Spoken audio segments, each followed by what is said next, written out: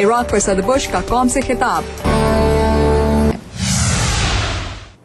Iraq सदर Bush के लिए माहिरीन के मुताबिक उनके दौरे सदारत के मुश्किल तरीन चैलेंज की हैसियत रखता है और गुज़िश्ता 4 सदर बुश ने अपने खिताब में इस बारे में ऐलान किया। मैंने जॉइंट चीफ्स ऑफ स्टाफ और दिफाई हुक्काम अमरीका की दोनों सियासी जमातों और इराकी हुक्काम से मशवरा करने के बाद इराक में अमरीकी अफवाज को कम करने के लिए जनरल पेट्रियस की सिफारिशात को मंजूर कर लिया है।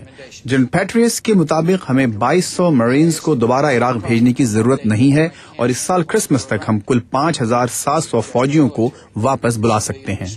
लेकिन डेमोक्रेटिक पार्टी की जानिब से सदर बुश की इस हिकमत अमली को तनकीद का निशाना बनाया गया।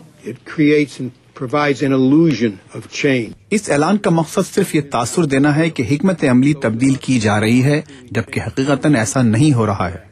वाशिंगटन के मिडल ईस्ट इंस्टीट्यूट में मशरिक़ वस्ता के उमूर के माहिर फारूक हसनात से वॉइस ऑफ अमेरिका ने सदर बुश की तकरीर के हवाले से बात की।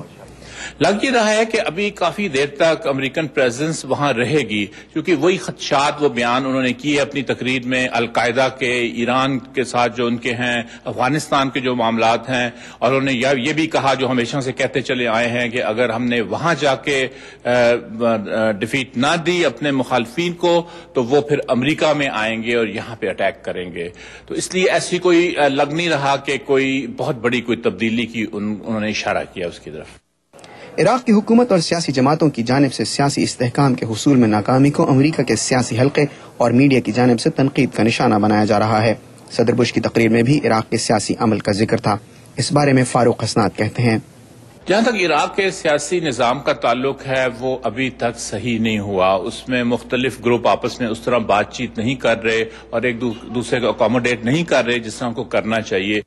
इराक के लिए सदर बुश की नई हिकमत अमली के बारे में यहाँ बहुत ज्यादा पुरुमीदी नजर नहीं आ रही है और ज्यादातर माहिरीन का यही ख्याल है कि इराक में कामयाबी या नाकामी का दारोमदार खुद इराकी हुकूमत की कारकर्दगी पर होगा।